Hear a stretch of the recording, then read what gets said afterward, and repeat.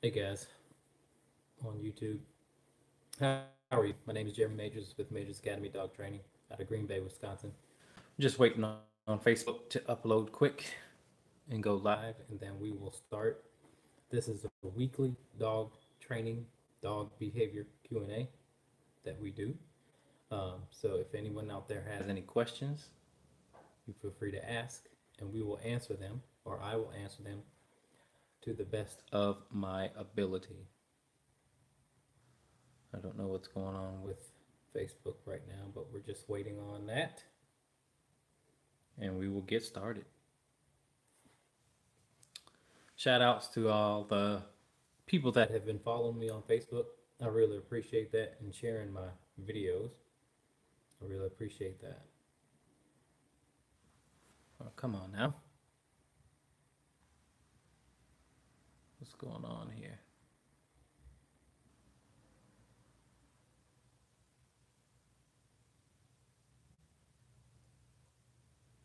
Just waiting on Facebook to upload.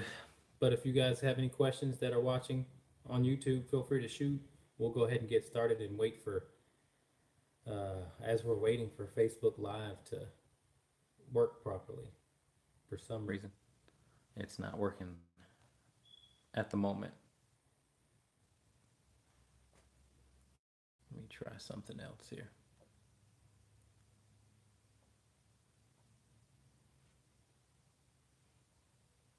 Okay.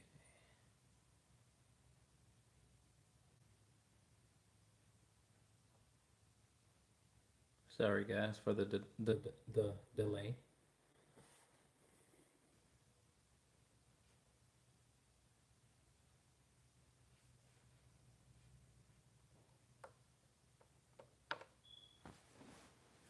Hopefully we'll get it up soon.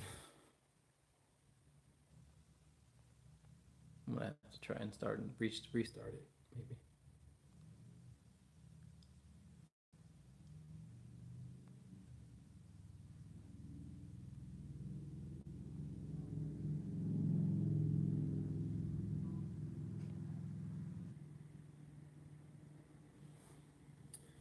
Be patient with me. Hopefully we'll get it going.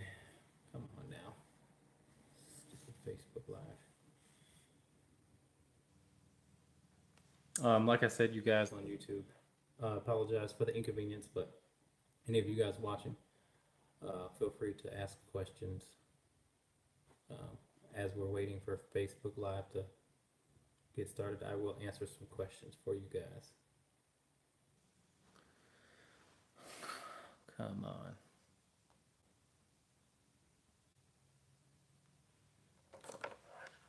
All right, technical difficulties for sure.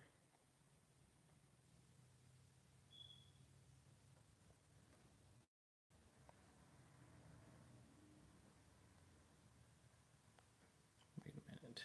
There we go. All right, here we go. Accidentally had it on airplane mode. There we go. Now we're cooking.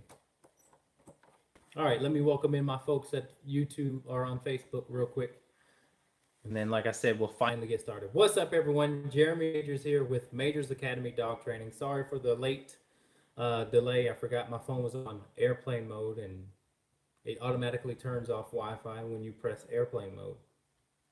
But I don't want anybody to call and interrupt this beautiful Q&A. I don't want you guys to get an interrupted notification. So all I got to do is press the Wi-Fi button, still be in airplane mode, so we're not interrupted, and I can still answer you guys' question. Okay, so this is our weekly dog training show, dog behavior show. We're here every Thursday at 6. We are here to answer your questions that you may have about dog training, dog behavior. You feel free to ask as many questions as you like. We are here for at least until we get all the answers or the questions answered. And if you are watching this after 7 p.m. Central Standard Time, we are no longer live. So don't ask questions expecting me to answer it live. I will answer it when I type it in. I can type it in and go back after the fact, But if you're watching this after 7 p.m., we are no longer live. All right, folks. Those of you who are watching, feel free to ask questions. I got a couple questions on some other social media outlets, but we are live on YouTube and Facebook. So if one or the other goes out, you can head over there if you have a burning question. Okay, let's get started. All right. First question comes from Amber. Besides house training and crate training, what is the first things you work on with a new puppy? There's a lot of things you can work on with a new puppy. I think one of the more important skills is just helping them learn to come to you.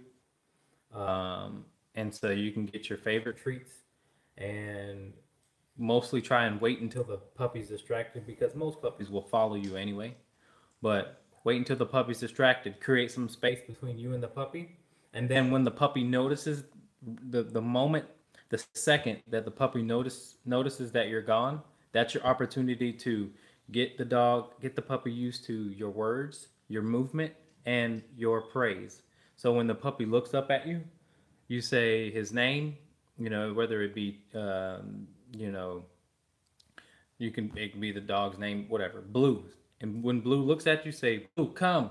And then you get all excited and you act like you're going to get down on the ground and you get all excited, and that's going to make the dog really charge to you. And you kind of practice that. Yeah, and it's not something that you do back to back to back to back, but, take a walk outside with your dog, let the dog get distracted, walk away from the dog. And then again, once the dog notices that you guys, you've kind of created some distance between you two, once he looks up, call the name, act excited, give him treats, give him praise, stuff like that. That's one of the priorities that I work on with my puppies, is already getting the dog to come, getting used to all of those things, because that's, to me, one of the more important things. And then, hi, Jody. And then I can kind of get them used to following me on leash, using a slip lead, or you can even use a collar, buckle collar and leash. But, and then, potty training, crate training, and patience training is another thing I focus on with puppies. I don't want my puppies, no matter how young they are, to assume that when I open that crate that they are allowed to just jump out. I want them to kind of wait for that, so you can start creating patience that way. And we're going to go over an important thing, how to bond with your dog or puppy later on, after we've answered some questions. So, which I think is the most important way to bond with your dog. So thank you for your question. Feel free to ask another one. All right, folks, you guys who just joined in, ask some questions if you have them. Feel free to ask as many as you like. And it's time for conversation. Cheers, Amy.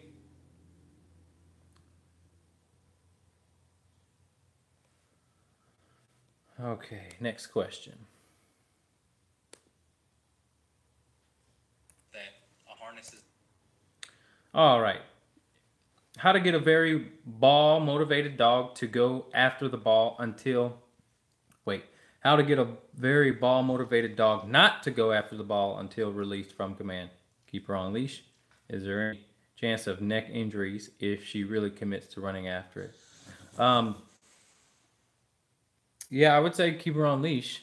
Yeah, I took it off. It was a spring cleaning. No more beard for me, except for this right here. I decided to embrace the summer. So anyway, yeah, one of the things that I teach all my dogs is to sit, stay, or down stay despite me throwing the ball. It's really about obviously leaving a leash on the dog, but I would step on the leash, but also using a lot of voice and a lot of reinforcing of what you want the dog to do. Stay, stay, stay, even after the entire motion, throughout the entire motion of you throwing the ball, you should be saying that. And then once you really throw it, once you really let go, then you say, and you really say, stay. And you continue just to say, stay. Just continue to reinforce what you want your dog to do after you've thrown the ball.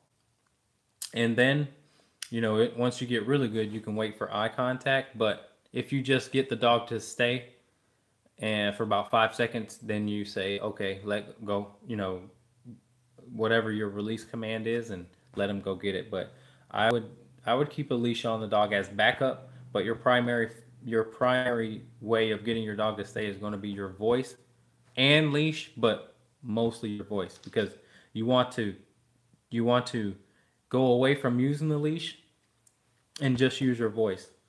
But that's going to take some time, especially if your dog is very ball motivated. So, all right. Thank you for your question. Feel free to ask another one.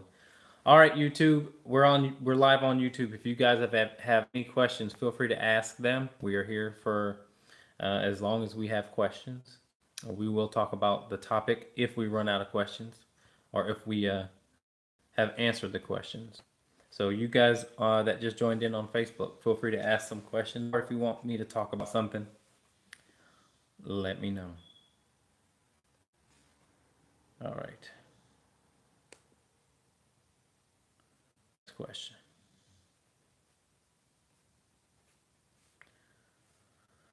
Okay. I have a Portuguese water dog who is 3. When I take him for a walk, he pulls very, very hard. Doesn't matter if I take him for a mile walk or a 5-mile walk. How can I help get him under control? All right. Hey, Pat, how are you? Pretty much I have to make sure you have the right equipment. The easiest way is to get a Hermspringer prong collar for the dog that pulls for miles and miles and miles. Okay? And you want to start to get the dog to engage with you, as opposed to just not engaging with you and just reacting to its environment. So I have a video on my YouTube channel on how to introduce the prong collar, how to walk the dog, and I would start with those 2 videos. It's important that you know how to properly fit the prong collar. It's important that you know how to use it, and important that you know how to walk your dog once you've fitted the prong collar. Okay. So if you have trouble walking your dog, the easiest tool to get your dog to really, walk with you, loose leash on by your side, is a Hermspringer prong collar. But make sure you get some guidance in a professional way, some way, to make sure that your dog, just in case your dog is very sensitive, because there are sensitive dogs that may need a little bit more finesse than the average pet owner can provide. All right. Thank you for your question. Okay, let's get into it. Might as well. All right, so I am a big believer in trying to create, or trying to figure out, or trying to just solve certain problems with dogs and their owners. And I want to make sure that you guys know how powerful, when I discuss this topic about bonding with your dog, okay, I really want to emphasize what that means. When I mean, and it's only in regards to one thing, because there's many ways to bond with your dog, but I think this way is one of the most important ways. And that is to get on the floor, get on the ground, and roughhouse with your dog. How many of you guys do that on a regular basis? how many of you guys, you can show me by likes or you can comment, how many of you guys on a regular basis uh, rough and tumble play with your dog? It is very, very important for their development, 100%, especially a puppy. But there's so many things psychologically that can go on when you're roughhousing with your dog. So many things. And one of them is that you guys develop a strong bond, a necessary bond. Okay. It teaches the dog. Let's just go over things that it'll teach the dog. One of them is obviously if you have a puppy and the dog is biting you extra hard, you can teach the dog how to control its biting. You can teach the dog how to bite softer. Okay? Mother should have done it anyway. But you can teach the dog how to interact with humans in a polite way. And you can address the problem of jumping when you rough and tumble play. Because they do that to each other. Kazel says, I roughhouse with my 105-pound GSD almost every day. We play fetch and do nice walks and work on commands most days. You know, I love it, man. I love it. I love wrestling real rough with my dogs. They absolutely love it. They come back for it. Even my sensitive dog has learned over the years that my physicalness is something he enjoys and something that, you know, it's not anything worried about. Because when we first started our relationship, you know, he was kind of like, he's a rescue dog and he was older and he's like, man, I don't know about this. You know, I don't like how rough you want to be with me. But now he looks forward to it. He runs into me, you know, we kind of run into each other and play like that. So you can create a really good bond, and you can teach the dog how to treat other people, and you can teach the dog to be polite towards other dogs and people by rough and tumble play. I've got this Great Dane in named Oakley, and you know, he was aggressive before he came, and I can literally grab his bottom. I do this with all my dogs, but I grab their bottom jaw, not hard, but just enough so that they can't get away. And I wait until they stop struggling, because they always kind of try and pull away because it's different. But I literally will stick my hand in their mouth and never bite, but I wait until they stop struggling, and then I tell them good boy, and then they let go. But he loves it. He can't get enough of it now, and he really puts his head in my hand, so to speak, to kind of be. He wants to be physical, you know, and so there's a lot going on. All right, so let's unpack what else goes on when you rough and tumble play with. Not only do you teach them how to be polite with humans and respect humans, but you can also teach them how to use their mouth correctly. You can also teach them how not to jump on you, because they're going to do that naturally in a playful setting. But you can also teach them how to respect you, because you should be able to start the rough and tumble play and end it. Start it when you want it, but also end it when you want. And that's easier said than done for most folks, but it's very important. You should be able to play when you want to play to end. They shouldn't be able to take, once you're done, they shouldn't be able to continue to pick at you for more play. Okay, once you're done, let them done. You want that kind of respect. It plays a big role in the dog's overall view of your leadership. Okay, so I'm not saying be mean to a dog, because when dogs play with each other, there's a conversation going on, especially with dogs who are getting to know each other. When dogs are getting to know each other, they're a little bit more vulnerable. The conversation is a little bit more pronounced. And then once they get to know each other and they get comfortable, uh, and they're okay, you know, being more open with each other, then and things are more understood, right? Then you see them be more playful and stuff like that. But it's very important that you roughhouse with your dog who likes to use its mouth to manipulate the situation. All right, we got a question live here. Okay, what's the best way to prevent prey instinct? For example, we have been working with Decker off leash with the e-collar, and the neighbor's cat ran past and he couldn't resist the chase. When he was called back and corrected with the e-collar, he came back, but would like to stop him from chasing in the first place. There's not much you can do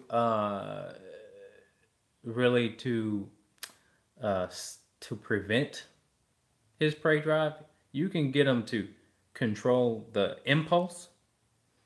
You just have to, correct him at a higher level than what you've been at.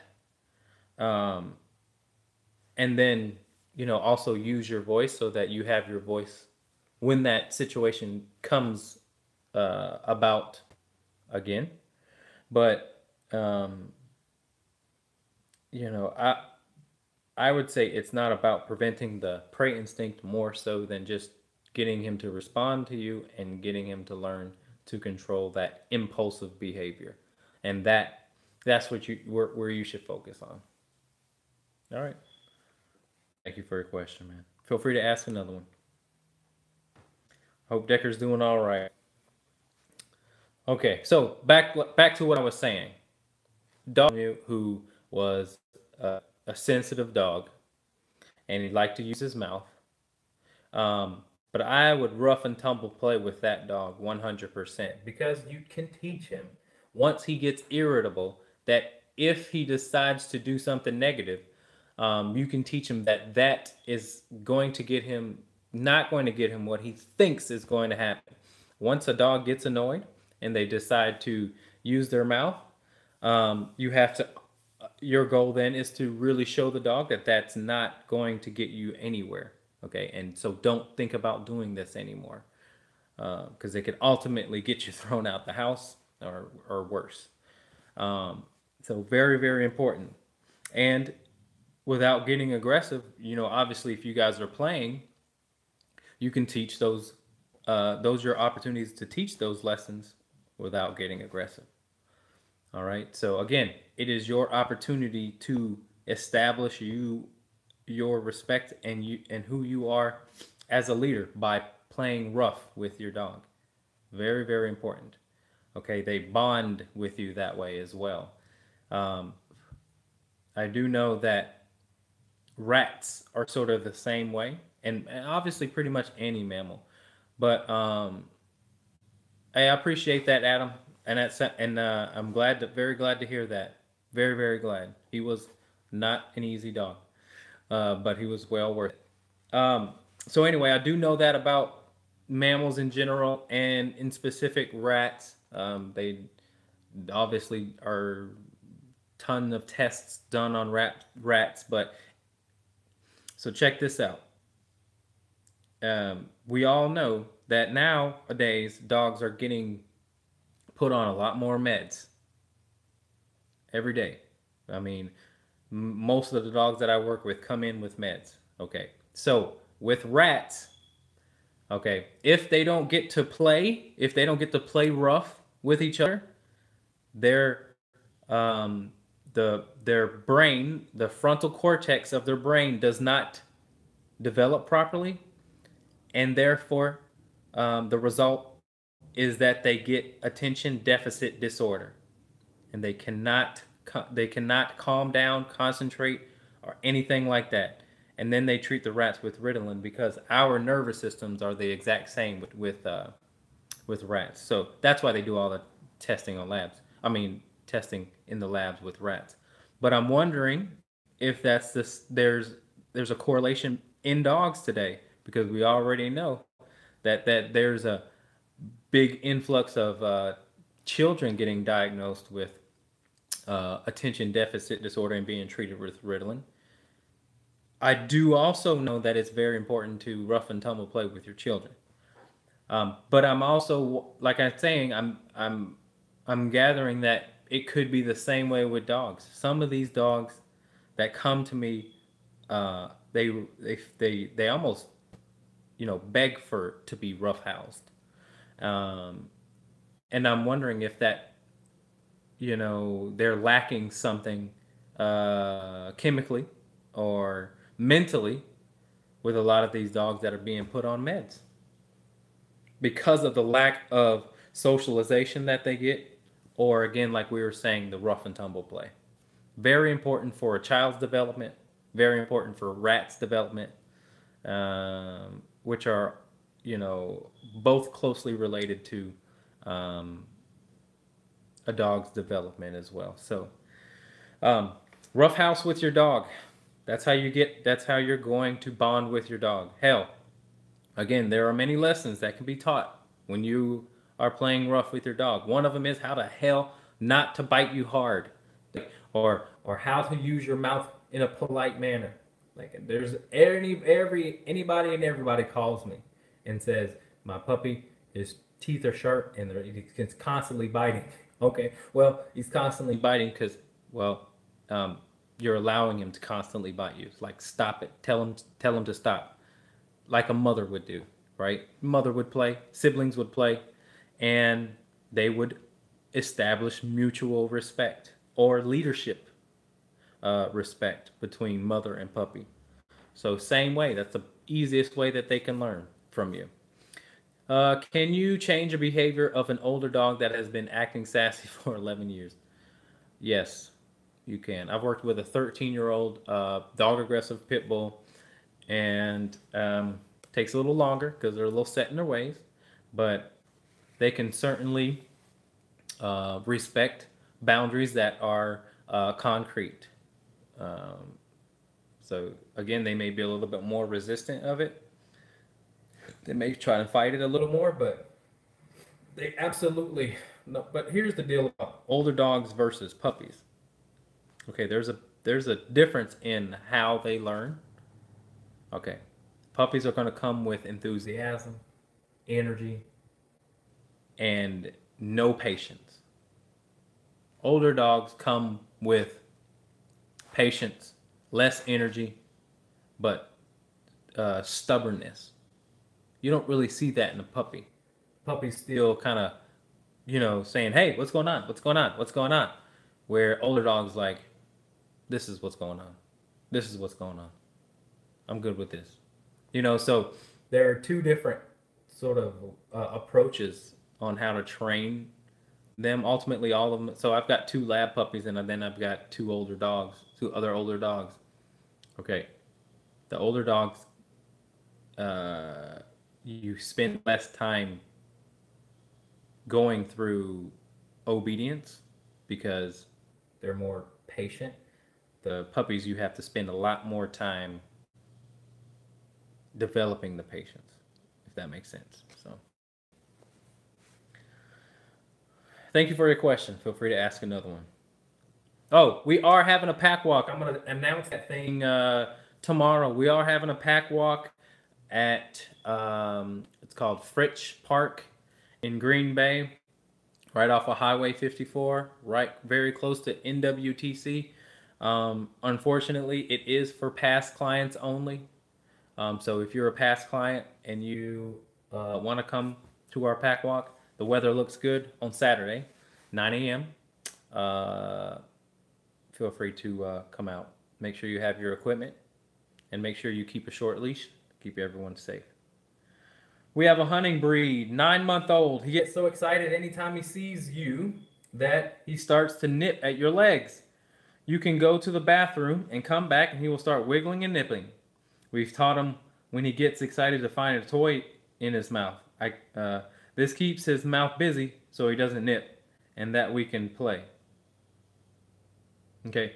I would teach the dog not to nip without a toy, just because he doesn't need to be nipping you at all if you don't want him to. So first of all, 9 months is a little young to have free roam of the house. I would make sure that he works for the free roam of the house. Okay, so first thing I would teach that that young dog, is how to go to its bed when you tell him to. And in order for that to happen, you may have to keep the leash on the dog while the dog is out of its crate and free roam in the house. Make him work for more things. You'll create a more humble dog in general that may solve that problem anyway. But if a dog nips you, again, what I would do, I would grab his bottom jaw and just hold it until he stops and tell him no. And then if he goes back at you, do it again and repeat. But no dog likes their bottom jaw to be grabbed. You don't got to do it hard. You just have to do it firm enough to where the dog can't get away from you. Okay, and so that's what I would do right from the get-go. That's what I would start. You can also try with a doggy don't pet convincer or a squirt bottle, but the dog has to know that if you try and do this, you will get something. There will be a consequence for this to make you rethink your actions. So I would go ahead and just stop it in general, and not try and get a ball to sort of go around the problem. But 9 months is plenty old enough to learn how to not bite. You just got to demand it out of them. All right? Feel free to ask a question. Another question. I guess that really wasn't a question. All right, guys. So once again, I really encourage you guys to play with your dog rough. To somebody in the household, play with your dog rough. You can establish the upper hand that you may need when you play with your dog. It really makes for a really good off-leash obedient dog too, because they like to be with you. They like to interact with you, and it's not just you're gonna pet him relationship, but you actually can play with him without any balls, without any toys, without any treats or anything like that. But it's just you and your dog, and you love to play. All my dogs love to play with me. Like if I call my dogs right over here, right, they start playing with me. They love it, and it's fun. You know, you get to see their personality really come out as well. Okay, got a question. Hey Jeremy, just want to tell you my dogs really benefited from the move. We made sure they checked out the house together, and they even play together now. Just want to thank you for all your wisdom and guidance. Bubba and Ronda Rousey, appreciate it. Sorry, Rousey. Rousey is still the stubborn one, but we're improving. Yeah, I saw that. I saw them out together in one of their Facebook posts. So that's awesome. Keep up the good work, and good luck to you guys. Let me know if you ever have any future questions. I appreciate you watching. All right. I have a Pit Bull Mastiff mix, 1 year, and a Blackmouth Cur, 3 years. Lots of energy. On rainy days, what do you do? What do you recommend for tiring them out? In the house, no stairs. So on rainy days, honestly, I take that opportunity to do nothing. I don't really exercise my dogs. I don't care if they're,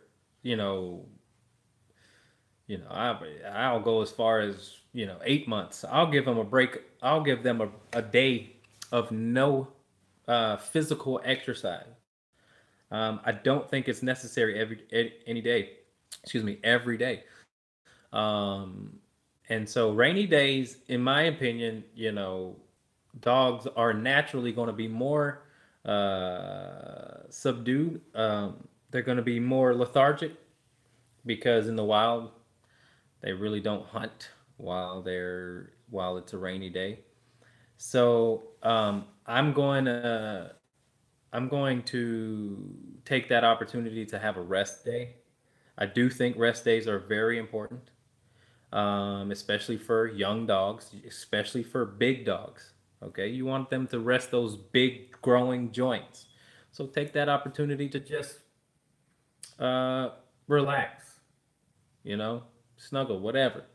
Um, and sometimes it's inevitable that they just want to play and all that good stuff. But well, for that, I treadmill train my dogs. Um, Put them on a treadmill. Those are especially important for these days in Wisconsin when it's I don't know, negative 10 degrees outside, and the dogs are like, I ain't going outside except to pee and poop, you know. So yeah, I think that's kind of important for people to know. Like, I don't exercise my dogs every single day. Yeah, they are older. My dogs are older, but guess what? Sometimes lazy days are necessary for dogs as well. You know. Thank you. Thank you for your question. Thank you. I really appreciate all your advice and have learned so much about training through these Thirsty Thursdays. Oh, awesome. I really appreciate that. I hope you guys continue to come out, and I really hope you guys continue to ask questions because it helps me as well, to be honest. It helps me learn. When you teach, you learn. All right, make sure I got all the questions here. Okay, hunting breed, charge, okay. All right, I think I got them all. All right, guys, lastly, again, get out there, be physical with your dog. Teach them how to stop when you want them to stop, okay? Rough house with your dog, very important. We already know it's very important for children and their development. It's very important for rats who share the same sort of, I don't know, functions as us. So it could be very important as well for dogs. I know it is as far as dog to dog, but there's no real research on if it actually helps them develop their brain just like it does for us and rats. So definitely get out. That's something you can do too, Lindsay, is you rough and tumble play with your dogs when it's raining outside. You know, it's almost like just flirting. Flirt with your daggum dog, you know, like love doing that. It really helps us develop a really strong bond between the dogs and I. And I encourage it for everyone. All right. All right, folks, we're going to head off, but we'll be here next Thursday. Same time, same place. So I really appreciate you guys watching. Give me a thumbs up if you liked it. Hi, Sherry. How are you? We're just getting to get off. What's up, Burnett? Yeah, we'll see you guys next time. Thanks for watching.